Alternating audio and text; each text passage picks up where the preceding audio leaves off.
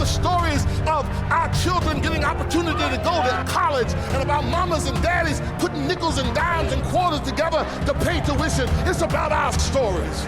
It's about the hardships and the pain and the suffering. It's about the protests and the marching. It's about the standing. It's about the legislation. It's about all of that. It's our story. Witness to Grace, a testimony of favor, is a poignant, true life story that chronicles the remarkable journey of W. Franklyn Richardson, from humble and challenging beginnings to honored positions of power and global influence. Witness to Grace gives an intimate portrayal of the rise of one of the most respected religious and civil rights leaders of our time.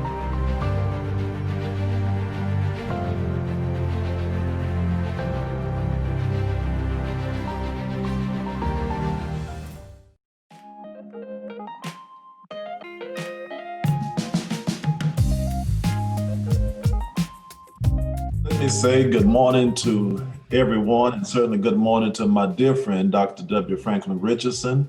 I am Walter Malone, Jr. I am the founder and pastor of the Canaan Christian Church here in Louisville, Kentucky. And it is my distinct honor and privilege and blessing to have a conversation with one of my dearest friends in the person of Dr. W. Franklyn Richardson, who is the pastor of Grace Baptist Church.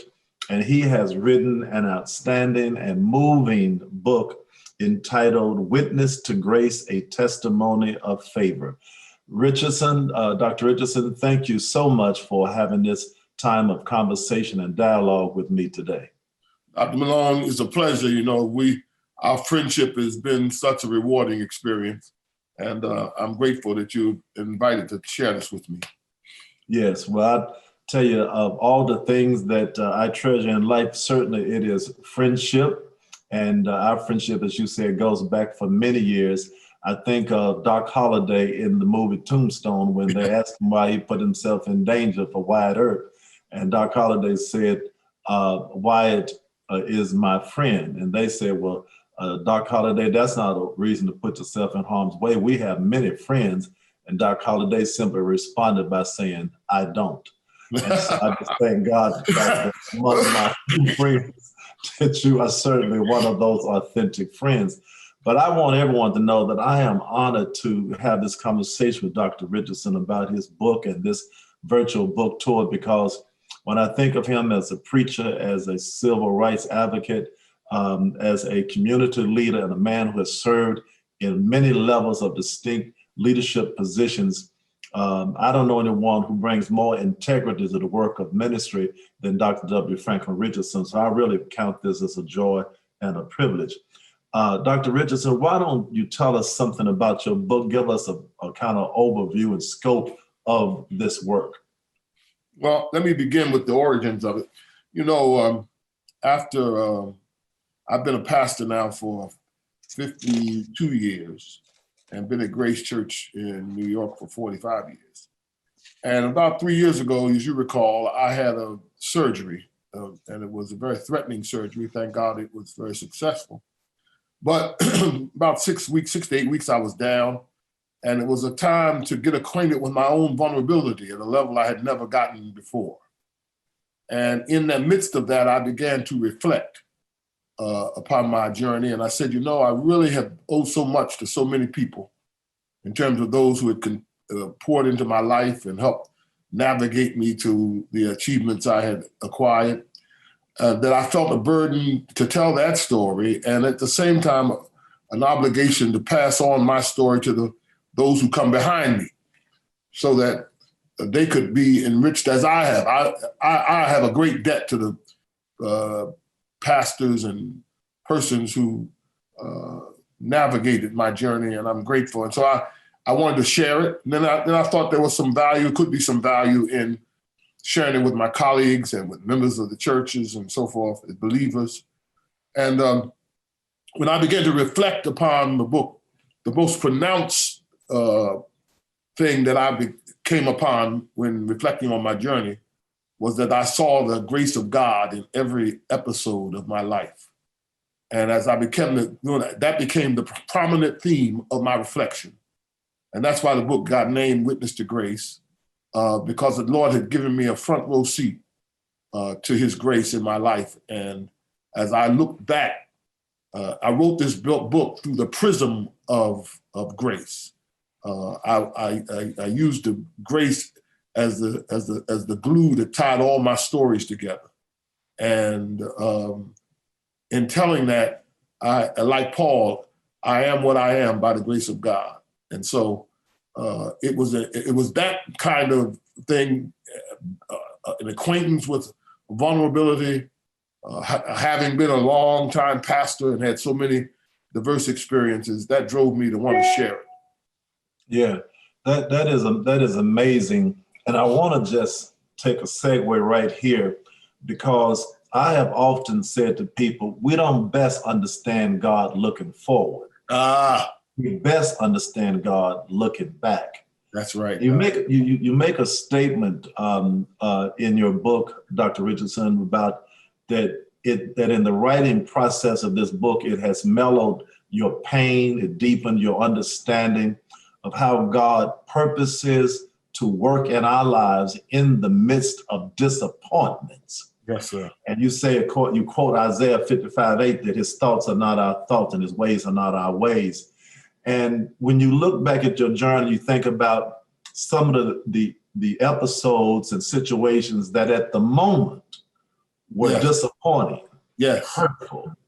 And now you look at it and you say, but what I thought was taken away from me, added to me. Yes, sir. It was a blessing in disguise. That moved me to hear you give that kind of reflection. Say more to us about that, because that seems to be an underpinning theme on this book, Witness to Grace. Exactly. You said it right. You go forward in faith. You look to the future in faith. It's like looking out the front windshield of an automobile. And you look in the rear window, you look in the rearview mirror to see grace. And it's only when you look back over the road you've already traveled that you get some insight to how God had been maneuvering and how his fingerprint had been on your journey. It's almost like what we say today in the colloquial. He said, my setbacks have really been a setup. And I couldn't realize that when I was going through it. It wasn't until I got out of it and got to the next phase and come to understand that God was functioning to shape me. Pain and disappointment can be therapeutic and preparatory. It gets you ready for what's up ahead. It sets you up for how you're going to manage the future. And when you're going through it, you can't see it and you don't understand it, and you question God, you question your purposes, and you raise up concerns that you have. And that's what I did. And so in the telling of the story, there are many instances where what looked like defeat turned out to be victory. I said that I've lost in the book. I said I've lost many times and I've won many times, but I never felt defeated. And that's because I always felt that I always operated from the presumption that God was in charge of my life and that he was involved in it. And that presumption has kept me calm in the midst of difficult circumstances. Yeah. That takes us a little deeper even, Richardson, because when I think about your book, Witness to Grace, and what you just stated, we live in a time where many people operate with an attitude of entitlement. Yes. As though God owes them something or the world owes them something. Mm-hmm. But you make the statement in your book, Witness to Grace, that when you understand what grace is and how God operates in our lives according to his grace, unmerited and undeserving favor, then you can never feel that you've been cheated. That's right, Doc. Whatever happens, you can't come to conclusion that you've been cheated. That's right. Because whatever you experience and have, we didn't deserve it to begin with. Yes, sir. If you can stay in touch with that. Yeah, speak to us a little bit more. If you can stay in touch with the fact that you are not entitled, that nothing you have is deserved, it will give you a sense of optimism about life. When you understand, and when I talk about grace, I don't talk about grace in the narrow sense of theological salvific grace. I'm talking about grace in the cosmopolitan notion of grace that is expansive, that the truth is that every human being is a recipient of grace. The sun, the moon, the stars, all gifts from God, our parents, the sociology that we live in, whatever it is we have, all of them are gifts of God, even if you don't know God. Now, when you come to know God as your Savior, that opens up a whole nother vista of that relationship. But everybody is a recipient of grace. It's a part of the human contract. We are all recipients of God's grace. What coming to know God does is that you come to know that you're owing. People who don't know God may have a hard time accepting the fact that they don't owe God. But when you have come to know God, you come to know that whatever I have is, and that has been that's so comforting. It gives you pleasure. It avoids disappointment and despair. You know, people who go through life always feeling somebody owe me something are very unhappy people. But when you know that what I've had every morning is a gift from God, it gives you joy. Yeah, I tell you, Rich, I'm so grateful that you have written this book, that you've done this work. And I'm going to push it like it's the best thing since sliced bread at the Canaan Church. I'm asking every member of my church to buy a copy and then buy a second copy and give it to somebody as a gift, because this work is going to speak to anyone and everyone. It's going to speak to people in the pulpit. It's going to speak to people in the pew. It's going to speak to saved, unsaved. As you said, it doesn't matter who you are, where you are, your ethnicity, where you are, the social stratum.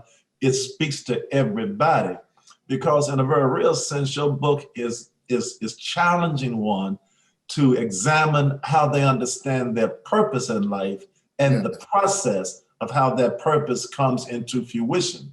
Because, the Bible says the plans of a man are many, but it's the Lord's plans that prevail. Yes. And so, when I think about your book, Witness for Grace, it's challenged me to say, Dr. Richardson is asking us to look at life through the prism of the eyes of God. Yes, yes. Because we have one plan, but God has another plan. That's exactly And right. your book seems to suggest that you could have been going in one direction. Right. Maybe with your aims and your passions and your perspective, but God may have used pain to get you in another direction. Exactly. And the pain at the moment that's felt so uncomfortable was just God's way of choreographing and navigating your life to where he ultimately wanted you to be. Without question, Doc. That is what, without question, you've captured the very essence of what I'm trying to say in these pages. When you look at where you are operating right now, the various roles, chairman of the board of National Action Network, chairman of the board of Virginia Union, the Conference of National Black Church, and you think about some of your experiences in the denominational life, and particularly the National Baptist Convention. Yeah. And I know that you ran for the presidency of the convention on more than one occasion, and you were not elected. But it appears to me that as you look at your journey now, that perhaps you're in a much better posture to affect world change than you could have ever done, maybe within the denominational life. That's what I'm hearing you say in this book. God can use anything and everything to put us where he wants us to be, even if it's painful and even if it doesn't appear on the surface to be what we wanted. Yes, talk to us about that.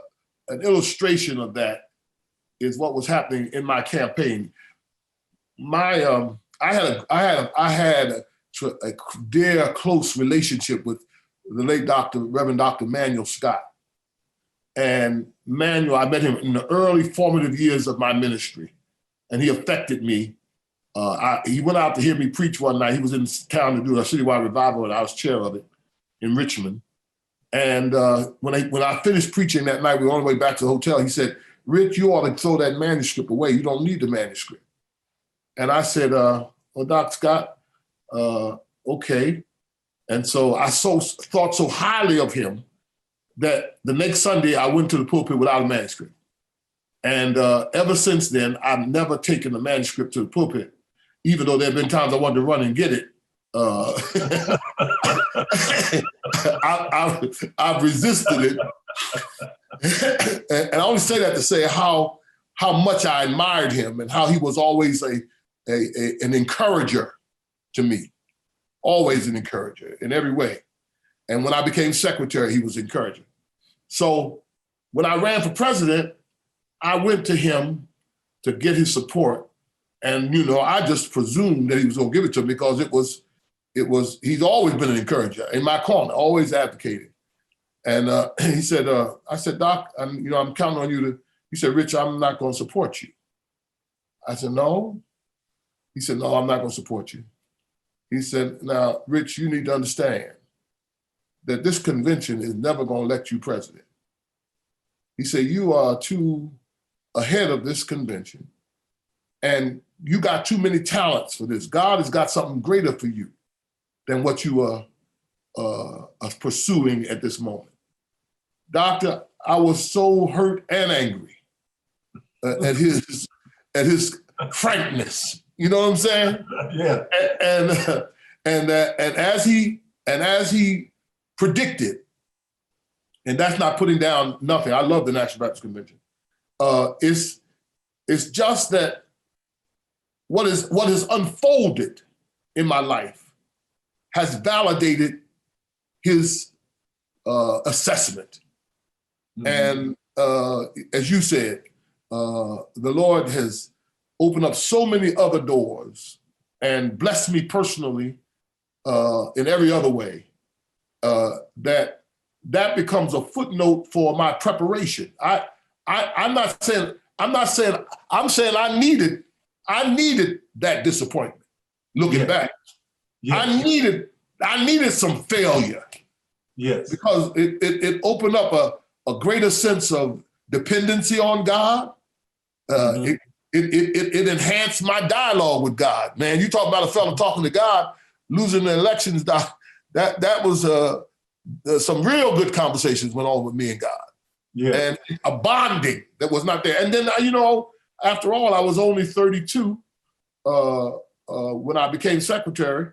And so I was in my early 40s when I ran for president. So I was young. I needed some preparation. I didn't know what I needed. I wouldn't have chose it. But looking back over it, I see how God set that up. And it also gave me a chance to analyze how he worked in my behalf. And that's what he does in everybody's life. If you give him a chance, he's always preparing us for the future. He's always setting us up for where he wants to lead us because we don't know where we're going, but he does. Yeah. And he doesn't know that we don't know the opportunities. And part of our preparation for our future is the nurturing that God puts in our lives. It's like to say they put things in a bird's nest to make the birds uncomfortable. Mm-hmm. So that they'll jump out the nest and flap their wings and develop muscle to fly. That's what God does with each of us. He cocoons us in our circumstance and then develops us and gives us the capacity to fulfill his purpose in our lives. Yeah.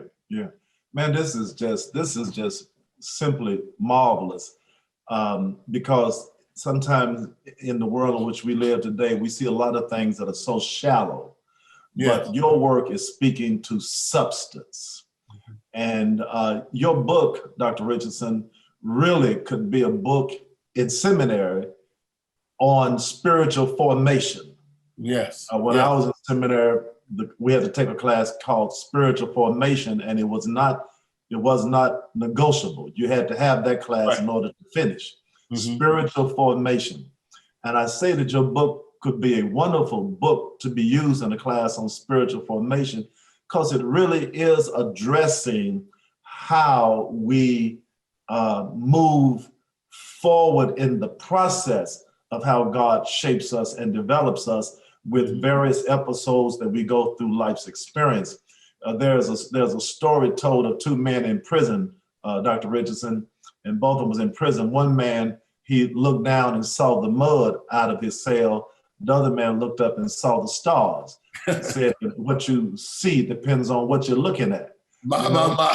And your book is suggesting that as we are seeking to go forward with our life and development in ministry, I know I look back over my life and I've got episodes that at the moment seem to have been so painful. And I had questions, about God and some things. But now, again, looking back retrospectively, I can see how the hand of God was moving in my life.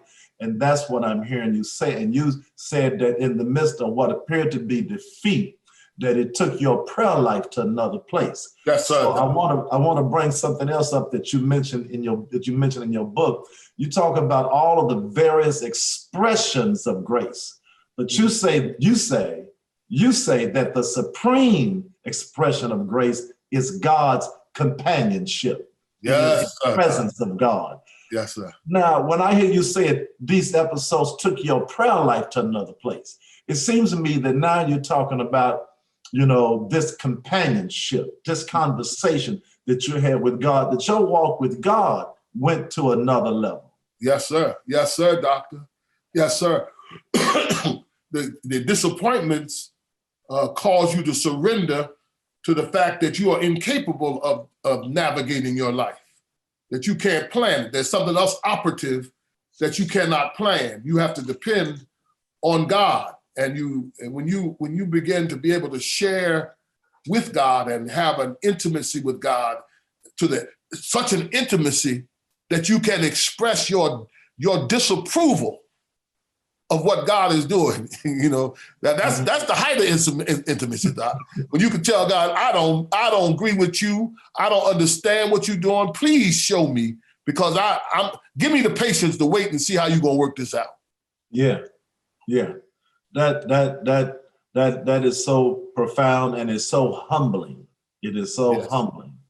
Yes, when you think about this, let's broaden our scope a little bit here. Let's take Witness for Grace, your personal journey, and now let's broaden the scope to society, the world at large. Certainly the times in which we live right now has to be considered one of the most horrific and horrendous times in the history of this nation and the world, with the pandemic that we've had to grapple with and the social unrest in America, that racism has raised its ugly face again, and hatred among African-American people. Before the pandemic, our nation was in great pain, if the truth be told. Black people getting killed for no other reason than being Black. that's right. When you think about Witness for Grace, how does this speak to us today? You have long been involved in protest marches and advocating for social justice. And so as you think about that, and we say faith and grace, how does this guide us? How does this guide us today in the midst of our struggles? Well, when you look at, when I look at my own journey and my engagement today in civil rights and social justice, I recognize that my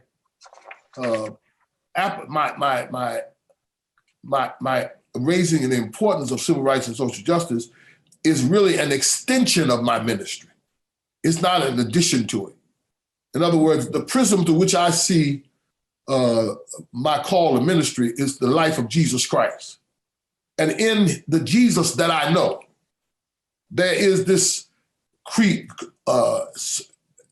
increasing desire for right and justice and fairness. The Jesus that I know, the Jesus that I've come to know, the Jesus that has been modeled for me in the life of Martin King and in the life of all the great civil rights leaders who come before us who were grounded in a Christian faith. It is not an addition. It is a part of the mandate of my ministry. It is why I'm in ministry. And I don't, when you think about some of the evangelicals, the white evangelicals, when they talk about their Jesus, I don't know nothing about their Jesus. Their Jesus is a stranger to me. Because the Jesus that I know is a Jesus of liberation and empowerment, and theirs is a Jesus who is in conspiratorial with the oppressor. So for me, my engagement in social justice, Doc, is a mandate of my call to ministry. It is not optional for me.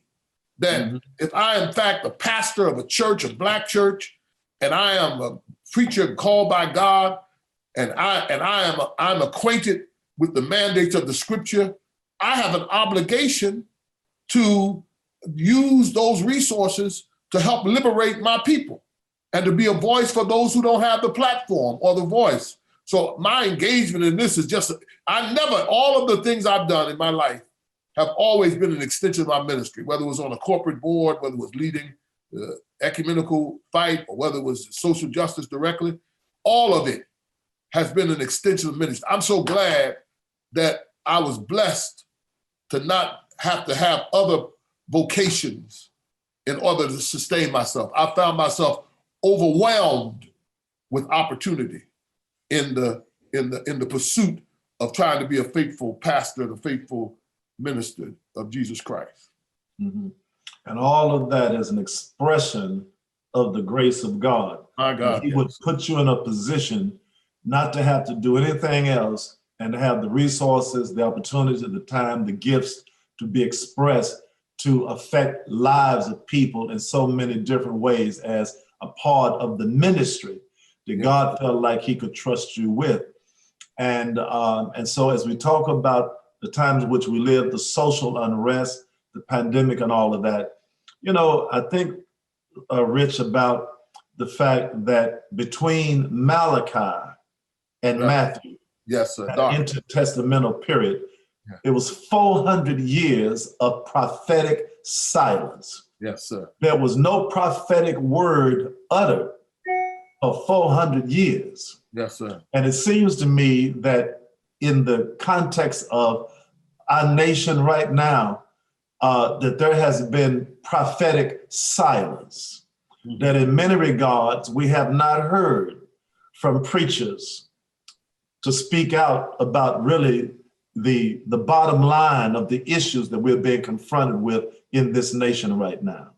In many regards, the churches have been silent, and particularly white evangelical churches. Yes, yes. And so, but in the midst of this prophetic silence, God has a way of breaking the silence. Yes, sir. God never leaves himself without a witness. So when I think of the fact that God never leaves himself without a witness, then the title of your book, Witness to Grace, a testimony of favor, that it seems that your book would stimulate, your book would encourage, your book would challenge each of us to be faithful to the call of God upon our lives. Yes, because if in fact we've been a recipient of the grace of God, yes, to pastor, to minister, how could we do less and ignore the pain and ignore the hurt and the marginalization of people, particularly Black people?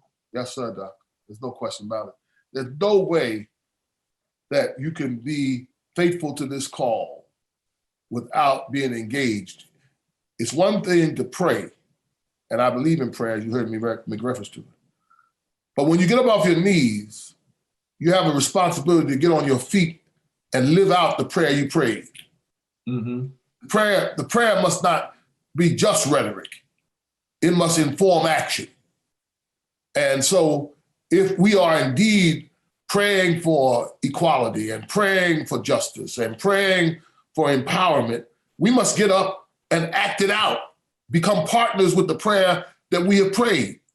And so for me, it is clearly our obligation as pastors, ministers, as believers, not just pastors, believers, every believer has an obligation to pursue justice and righteousness. And you can't read the Bible without this call, this central call to righteousness and justice and fairness and decency.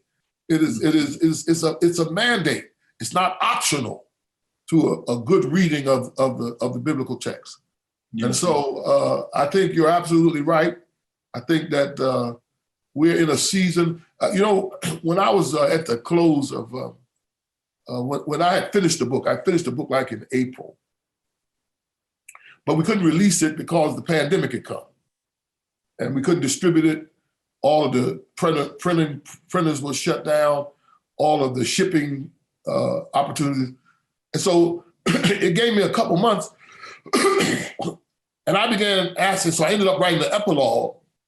And in the epilogue, I found myself asking the question, where is the grace of God in the midst of this pandemic?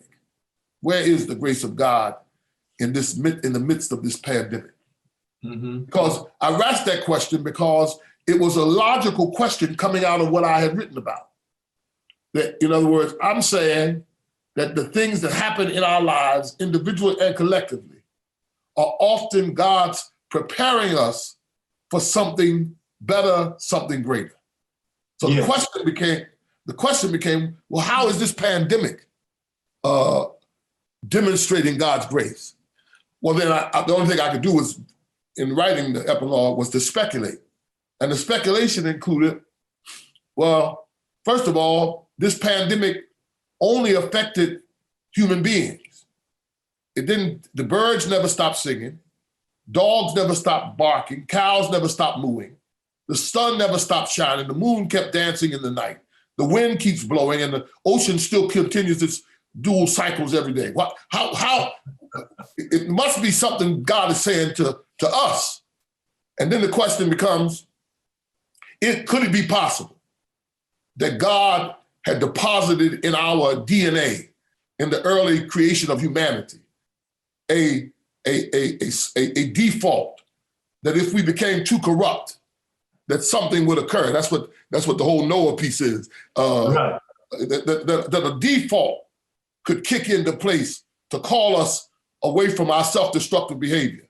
Could it be that our unequal distribution of wealth, could it be that our fake boundaries separating people, nations are fake boundaries, and the pandemic displayed it to us, that these are false boundaries we define, nations, race, class. The pandemic got everybody. Didn't make no difference how high you were, how low you were, didn't make no difference what color your skin was, how much money you had in the bank, what country you came from. The pandemic was all inclusive. It wasn't that God was trying to call us to reset, to start fresh.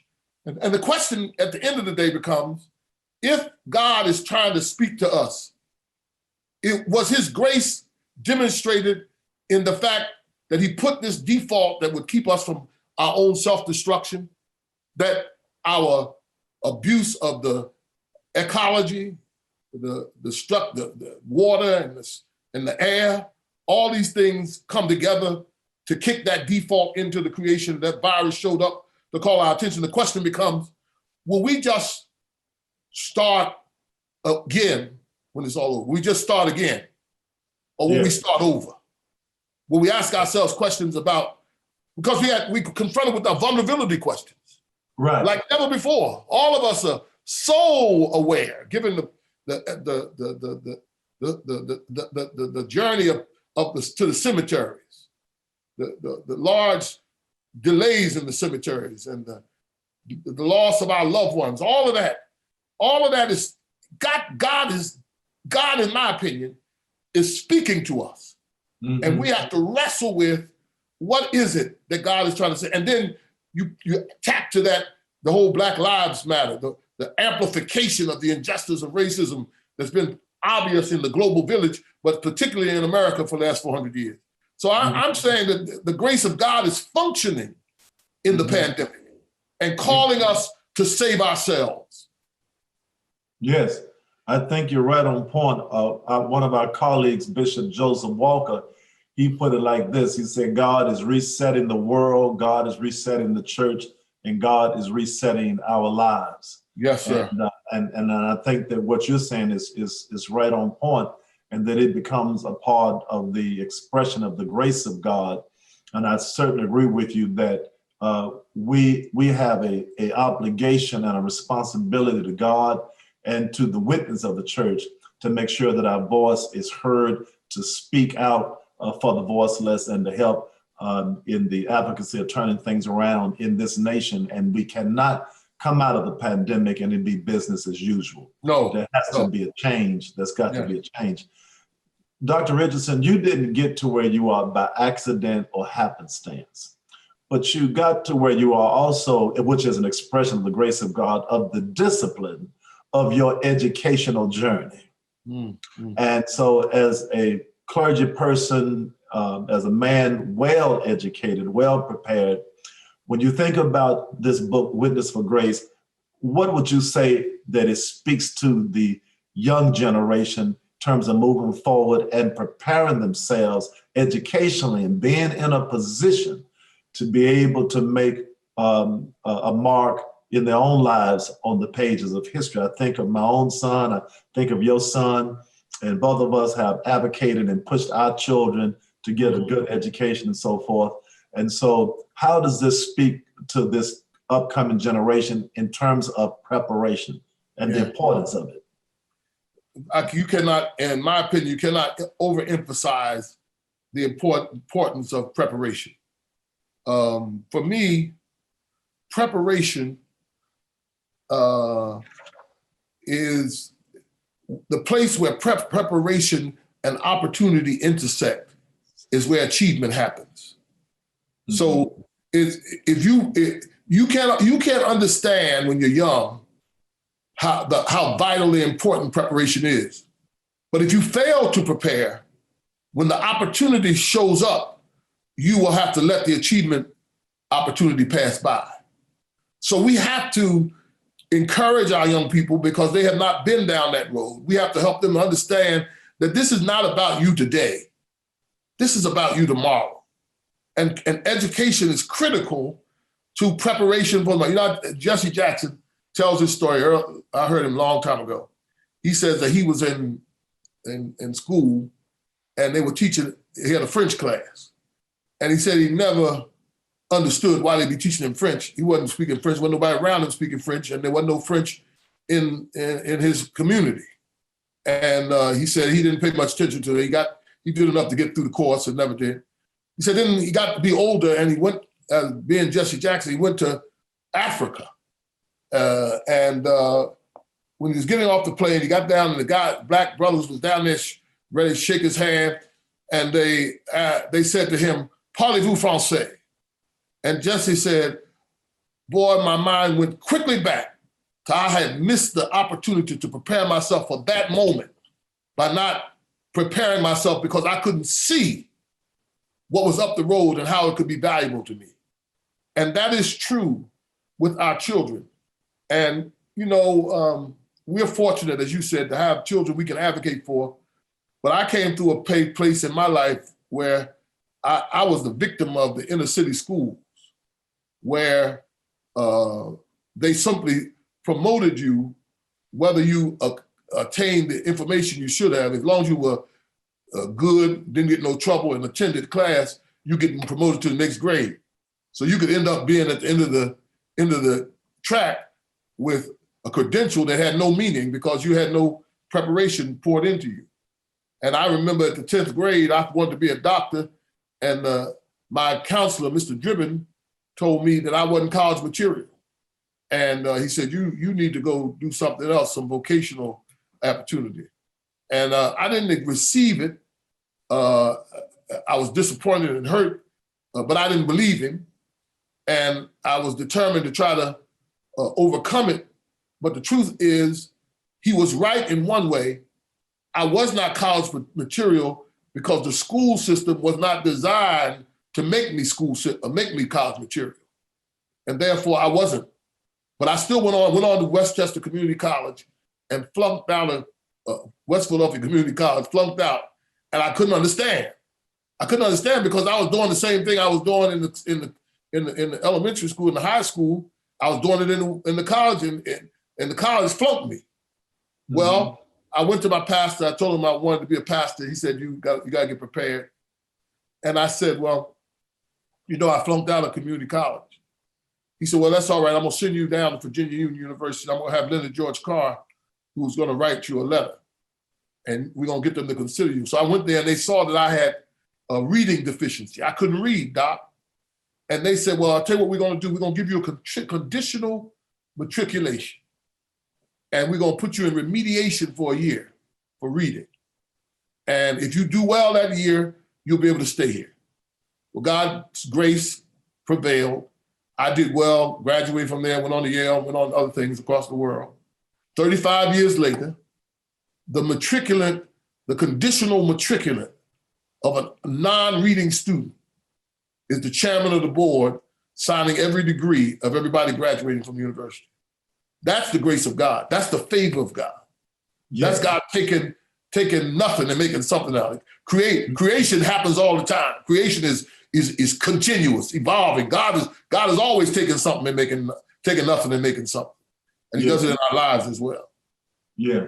Well, again, I think your book is going to speak to people on so many different levels. I spoke of it in terms of seminary as spiritual formation, but also in terms of in and every one, but I'm going to say particularly young African-American men and women, is to understand that preparation is not negotiable for where you're trying to go forward in life. That's right. And I think it's going to speak to them in a very serious way.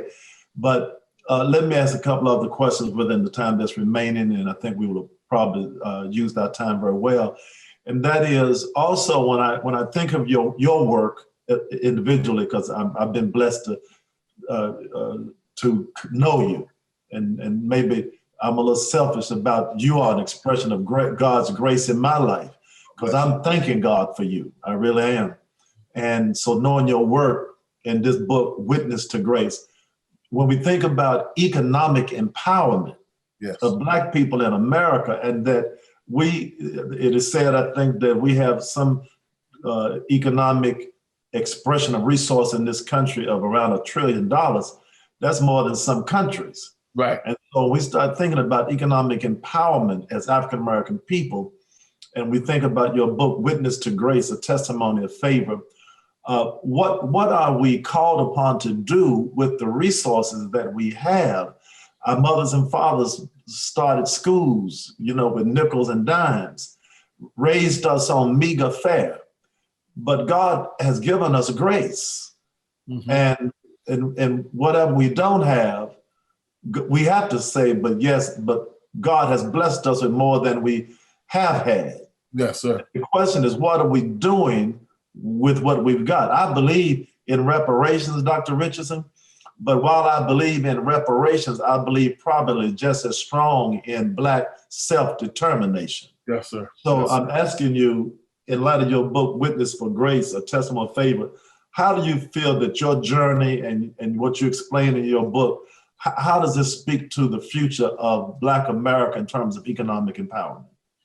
Well, part of the challenge is to, and hopefully in the book I do this, encourage self-esteem. One of the things that we want to do in the face of the blatant racism and systemic racism in America is to infuse self-esteem in African-American people. Self-esteem will help us to make decisions in our best interests and to handle our resources in our best interests and to claim the value of our resources. And so we have a lot of potential, and yet we have done a lot as a people. When you think about where we started from, as you just made reference, to where we are today, we have a ways to go, but we've come a long ways. When you think about the numbers of Black people today who are involved in Fortune 500 corporations, we've had some setbacks, which is always the journey. Part of the setbacks we had is we lost Black banks, very few left. We've lost some high-profile positions in corporate America. But when you take the long journey view, you see that Black people continue to move forward. We still got this big gap between white income and Black income. But we still continue to probe forward. And I say that when Black people feel good about themselves, they will handle their resources more responsibly. When you have diminished self-esteem, you are trying to find fulfillment and purpose in other things instead of finding it in the fact that you are created by God and you have value, intrinsic value. You don't even have to have anything. You come with value. And if we can reinforce our self-esteem and get over it, we can get ourselves out of these situations, these collective situations of poor housing and lack of jobs. All these things are contributing to our economic situation. Mm-hmm. While the money has come to our hands, it's going through our hands, and we're not claiming it for ourselves. Mm-hmm. And I contend that is fundamentally a flaw of self-esteem. We, the church and pastors, one of the things we have to do on Sunday morning is to deposit the renewing and restoration of people's self-esteem. Mm-hmm. And if they feel good about themselves, they'll get involved in life's challenges, and they'll manage their resources as good stewards, and they'll invest in themselves, invest in each other. They'll trust each other better. So, I mean, you hit the nail on the head. We're in a real challenge, but in the book, I'm pushing all of the things that I've said are pushing African Americans to feel good about themselves, to have confidence in their competencies in spite of the obstacles that have been thrown in our way, in spite of the negative things that have come our way, in spite of our experience of slavery and discrimination and Jim Crow and on and on and on. Mm-hmm. We can achieve. I'm inspired by Barack Obama's campaign thing. Yes, we can. It's a question. Yeah. It's a question of self-confidence, and if we can get there, money will be automatic. It will be a byproduct of our lives. We won't have to pursue money. We'll have the capacity to manage what resources we've been given and multiply them and invest in ourselves. Yes, that is fantastic. Let me just ask 2 more questions, and I think that'll wrap up this wonderful conversation, Dr. Richardson, we've had, and it's just certainly been my joy, my pleasure, my blessing to have this conversation and dialogue with you about your new book, Witness to Grace, a Testimony of Favor. Let me just say to anyone and everyone who will be able to share in this virtual book tour and in this conversation that Dr. Richardson and I have had, I implore you to make sure you get a copy of this book. What a blessing it's going to be in your life in so many different levels and so many different dimensions. Dr. Richardson, the idea of mentorship, someone mentored you. And so now we think about passing on. Yes. And I know that there are people that you are mentoring, people I'm trying to mentor. Right. Just speak a minute about the importance of mentorship.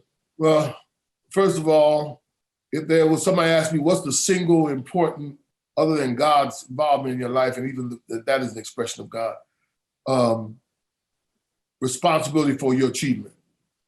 And I would tell you that I've had multiple mentors in my life who joined my journey at critical intervals that opened up opportunities and helped navigate me through to get where I am.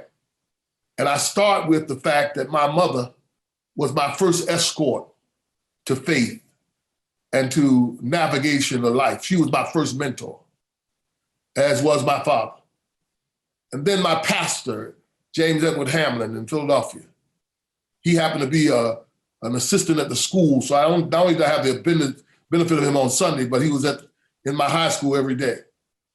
And then at Virginia Union, I had A.B. James, who was the president of Virginia Union, but he was the dean when I came there. And he poured into me and insisted that I take advantage of the opportunity to get an education. Be confessional, if I be confessional with you, I think when I first went to college, I simply wanted a credential for entrance into becoming a preacher. I didn't understand that the credential was to be accompanied by an education. I wanted a badge. I wanted a membership card, you know.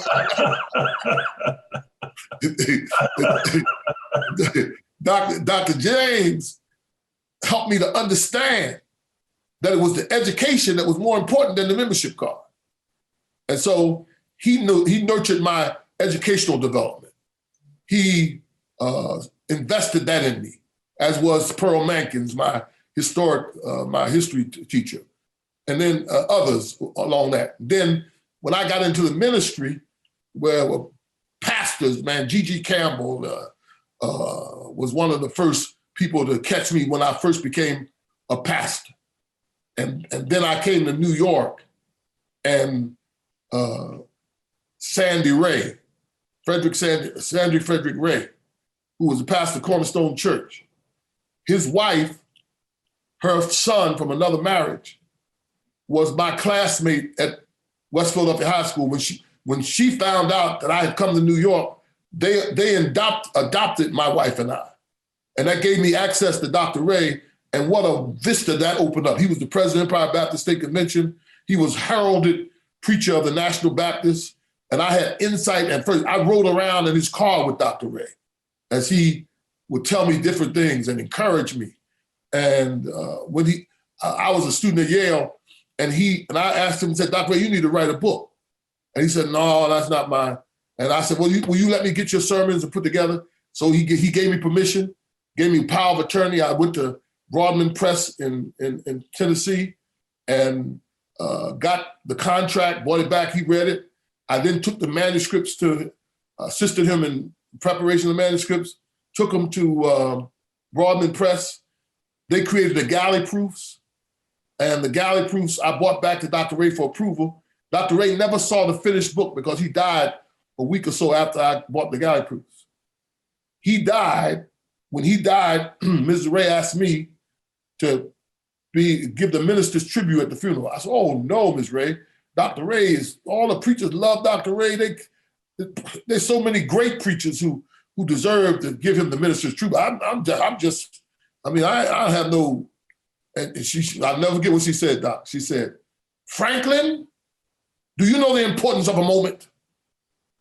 And I said, it was dumbfounded. I went to Gardner, he preached the eulogy. And before he came, I said, Dr. Taylor, you know, Miss Ray asked me to do this, and I don't feel adequate to do it. He said, Franklyn, you go on and do what Miss Ray asked you to do. And I did it, and I preached. I did the minister's tribute, and I was the only one who had the benefit of the manuscript of Dr. Ray because it hadn't come out, and I was able to make reference to his reflections and so forth. It was a powerful moment. When I got out the pulpit, T.J. Jemison came over to me, who was the secretary of the convention. He was there representing the convention. And he came over to me and he said, you lost your mentor today. I said, yes, sir. He said, I'm gonna take you up. Not many years later than that, he recommended me to follow him as General Secretary of the National Baptist Convention. And for 13 years, I had a front row seat to the great history of the National Baptist Convention, where his father had been the president and he had been secretary for 29 years after his father. He was a walking encyclopedia of the National Baptist Convention. He poured that into me. Mm-hmm. And then there was William Harvey, Foreign Mission Board, who helped navigate my aspirations to become a leader in the National Baptist Convention. And then there was Gardner Taylor, who called me on the night of the defeat that we talked about when I ran for president. I was in the room with all of my campaign leadership and so forth, and the phone rang, and my wife said, Rich, there's a phone call from Dr. Taylor on the phone for you. And Dr. Taylor said to me this, Walter, he said, Franklyn, I understand how you must feel tonight. You have lost the election. But I want to assure you that there's life after the National Baptist Convention. He said, the convention has rejected me. It's rejected Martin Luther King. And he said, I want you to know that you joined a great club tonight. And I want you to be encouraged. Good night, Franklyn. Brief, but powerful encouragement. And then all along, he had been helpful in navigating me. He recommended me to Yale Divinity School. I went up to hear the Lyman Beecher lectures in '79. And subsequently, I wanted to go to seminary, and Michael Williams suggested that I would talk to Dr. Taylor. And Michael and Dr. Taylor both recommended me to Yale, and that's how I ended up at Yale. So those been those nurturing personalities, some of them in the pew, some of them, not all of them in the pulpit. Mm-hmm. I've had a litany of great chairs of deacons ministry at Grace Church. Mm-hmm. In the 45 years I've been there. All of them have been mentoring and nurturing. And so when I talk about the grace of God, it shows up in people. Mm-hmm. It shows up in the people who invest in me. And so that's what drives me to want to pass on to the next generation. I got a debt. I owe a lot of people. Mm-hmm. I owe people. Years ago at Hampton Ministers Conference, I preached a sermon called The Debt I Owe. Mm-hmm. And I talked about the fact that I owed so many people, indebted to them for their investment in me, their kindness, for their honesty, and for their encouragement. And I want to do that.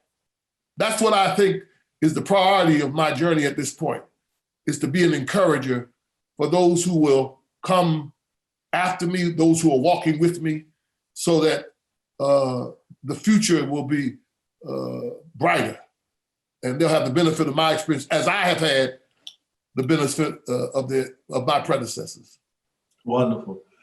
Well, as we draw this conversation to closure, again, let me say to anyone and everyone who will have the privilege and blessing to partake of this conversation that I've had with Dr. W. Franklyn Richardson, who is the pastor, the esteemed pastor of the Grace Baptist Church in New York, and who has written this marvelous book, Witness to Grace, a Testimony of Favor. We just got through dialoguing about the importance of mentorship, and certainly Dr. Richardson has been a mentor to me from a distance, as I've had the privilege to watch him across the years in denominational life. And then I've had the blessing of our friendship growing deeper, and having the privilege to be now up close to him now for a few years, and then allowed him to pour into me. And so I have to say, like the Apostle Paul, I am what I am by the grace of God. And I too have had a number of people who have poured into my life and ministry, Dr. Richardson being one of them. So I would be remiss if I didn't close this conversation by letting Dr. Richardson respond to this question, however he chooses to respond to it, in light of his book, Witness to Grace, because there's a statement that Dr. Richardson said to me several years ago that he and I laugh about, that I have never forgotten. And I don't think I'm gonna ever forget this statement in this world or the world to come. One day, Dr. Richardson said to me, Walter, anybody can exist, but you gotta learn how to live. So Dr. Richardson, for our closing comment from you, you said to me, Walter, anybody can exist, but you got to learn how to live. I want to believe that that statement, some kind of way, got birthed out of this journey, Witness to Grace. Without question. You know, you can pass through life and not pay attention. And one of the ways we learn how to live is to pay attention to the things that make life rich. Don't let a sunrise pass you by. Don't let a full moon be dismissed by you. Don't fail to see the rose blushing. See the beauty in the things that humankind makes, in our clothing and in our transportation and in our delicacies and our food and culture. To live is to be an observer and participant of the blessings of God's grace in life, presented in life. And you can choose to just get up in the morning and work and go home and go to bed and get up the next morning, or you can choose to become a participant in the broad banquet, the array of life that God has set the table for us to enjoy. And it is true that anybody can exist, but you have to learn how to live. God be praised. I tell you, listen, everybody, please get this book, Witness to Grace, a Testimony of Favor. I'm thanking God for my copy. I am going to push the sale of this book at the Canaan Christian Church. I'm asking every trustee, every deacon, every ministry leader, I'm asking every person in our congregation to get this book and to encourage others to get this book. We're going to push it through our social media platforms here at the church. And what a blessing it is going to be to people across the nation and the world. Dr. Richardson, thank you for the discipline of pausing long enough to put in book form, to put on paper your journey, wherein the grace that God has poured in your life, that experience and that journey can be shared with others. And then it's going to help us to be more appreciative and more attuned and observant, as you just said, to how God's grace has been working in our own lives. We pray God continue to bless you, bless the ministry of the Grace Baptist Church in New York, and God bless you in your leadership capacity in all of the arenas for which you are serving, that is going to work for transformation in our nation and around the world. God bless you for this conversation. Thank you, Walter, and I appreciate our friendship, and I appreciate this time to just visit with you and to share my journey, and I appreciate your encouragement. And I pray God continue to bless you at Canaan Church, that you all will continue to do great things that you're doing. And I look forward to getting together soon. Yes, sir. God bless you. God bless you, man. Witness to Grace, a testimony of favor, is available for purchase. Get your copy today from Amazon,